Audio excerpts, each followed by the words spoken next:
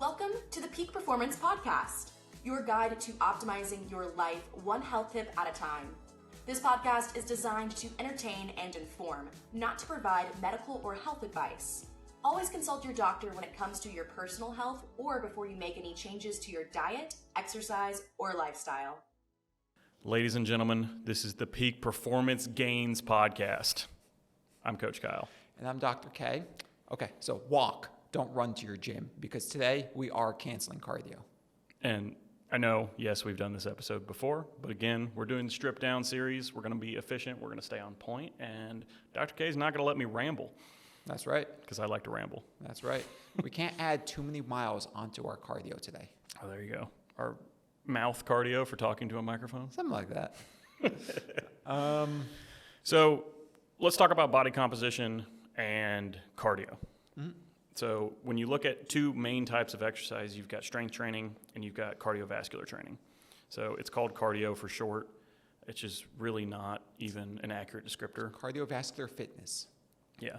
What it is basically moving your body to increase your heart rate. That's the definition of cardio. Yep. And so the whole idea behind cardio is when you make your heart pump really hard for short periods of time, it spends the off time pumping less times. Yes, and that is beneficial for longevity. Mm-hmm. However, what do they say? Your heart gets 1 billion pumps, so the slower it does that billion pumps, the longer you live. Yep.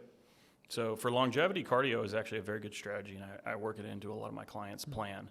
However, when we're thinking about body composition, we want to gain muscle and lose fat. It's a very different approach.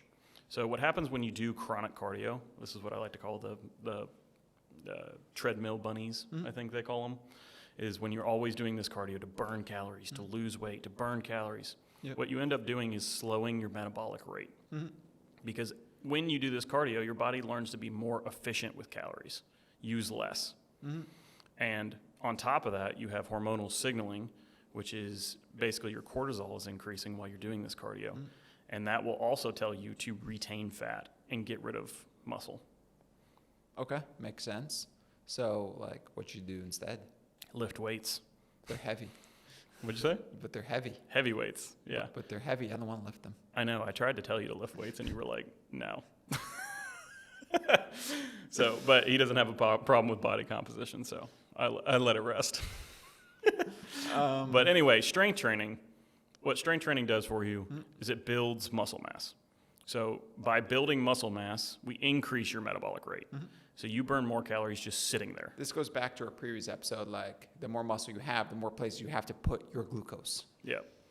So if you're burning more calories just existing, then it doesn't require you going to the gym and slaving on the treadmill 2 hours a day just to not gain a pound. Yes. And so what this does is it's kind of the opposite of the cardio. Over time, it increases how many calories you burn. And then your maintenance to stay at a certain weight is larger and larger over time. So with my clients, I've seen my males regularly get up to intaking 3,500 calories a day and not gaining any weight. Wow. And I've seen my females be able to get 2,500 to 2,900 calories a day without gaining any weight. And that is a crazy number for most people to hear, because I know a lot of females are out there stuck in this trap. I have to eat under 1,500, 1,200 calories a day just to maintain. Calories in needs to be less than calories out to lose weight, but there's many ways to do that. We don't want to change the calories out part of the equation due to cardio. We want to change it due to our natural metabolic rate, and that's where we get the strength training increases. Okay. But my cardiologist said I have to do lots of walking and running. So I actually do like walking. Even for body composition, low heart rate activity, movement is beneficial for a variety of reasons. You got lymphatic drainage, you've got circulation, you've got digestion. It's very beneficial. So walking is still on the table. Yep. Now you're running. If you're going for longevity, we probably should be aiming for at least 120 minutes of cardio a week minimum. Bad for your knees. Yeah, it is bad for your knees. Swimming. Yeah. I like swimming. I like a recumbent bicycle, biking. Those are usually lower stress activities. And now what about this thing I keep hearing about, HRV? What on earth is that? HRV, heart rate variability. So it's a measure of your basically recovery.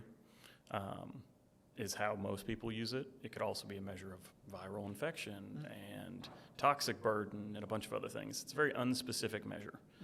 But basically, if your HRV is low, that means your body is not in the optimal state it should be in. And so, like, does cardio fix that? I'm looking for reasons that we shouldn't cancel cardio. Cardio does improve your HRV. Okay, so good. Cardio's not canceled. There you go. Uncancel the cardio. Yeah, so it's very specific, and this is part of why we do the podcast, because there's nuance. If we're going for purely, I want to lose fat and gain muscle, we're not going to do cardio. Yep. But if we're going for longevity, overall health effects, yes, we do want to have cardio on a part of our workout schedule. So what you're saying is we should mix things together instead of focusing only on one thing. Yes, essentially. Well, I mean, it's situational. So, like, if someone is 100 pounds overweight, I'm not focusing on longevity because the obesity is a bigger problem to their longevity right now.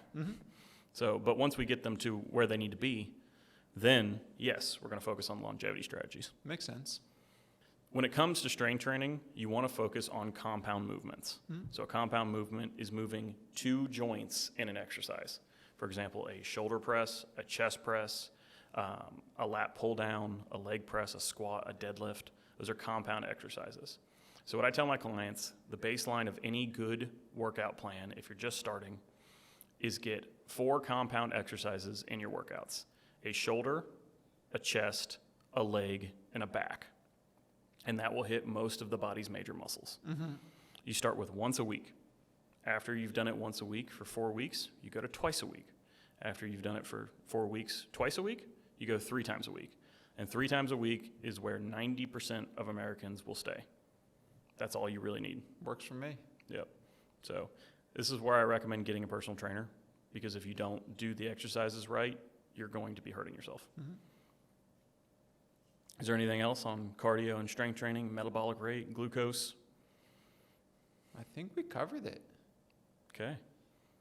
I will throw in one more thing. What's that? Eat protein. Yes. If you're trying to gain muscle, you cannot gain muscle without the raw materials. So eat close to a gram per pound of body weight. Now, let me put a caveat on that, because you always say that, but you never take into account, if you have decreased kidney function, don't do that. Yes, that is correct. This is for people who are not suffering with kidney issues. If you have kidney issues, talk to your kidney doctors, but my recommendation is 1 gram per kilo of body weight, or roughly half a gram per pound, but no more, and maybe even less. It's just talk to your kidney doctor. There you go. Well, thank you, ladies and gentlemen, for joining us on the Peak Performance Podcast, where we kind of canceled cardio. We kept it balanced. We'll see you guys next time. Thanks for tuning in to another episode of the Peak Performance Podcast, your #1 resource for today's top health hacks and facts.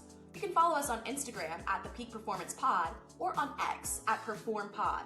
You can also check out our website and weekly blogs at peakperformancepodcast.online. Again, thanks for watching, and don't forget to subscribe. We put out a new podcast every Thursday. The content of this podcast is provided for informational purposes only and is not intended for the purposes of diagnosing, treating, curing, or preventing any disease. Before using any products referenced on the podcast, consult with your healthcare provider. Carefully read all labels and heed all directions and cautions that accompany the product. Information found or received through the podcast should not be used in place of a consultation or advice from a healthcare provider. If you suspect you have a medical problem or should you have any healthcare questions, please promptly call or see your healthcare provider. This podcast, including Coach Kyle, Dr. K, and producers, disclaim responsibility for any possible adverse effects from the use of the information contained herein. Opinions of guests are their own, and this podcast does not endorse or accept responsibility for statements made by guests. This podcast does not make any representations or warranties about guest qualifications or credibility. This podcast may contain endorsements and advertisements for products or services. Individuals on this podcast may have a direct or indirect financial interest in products or services referred to herein.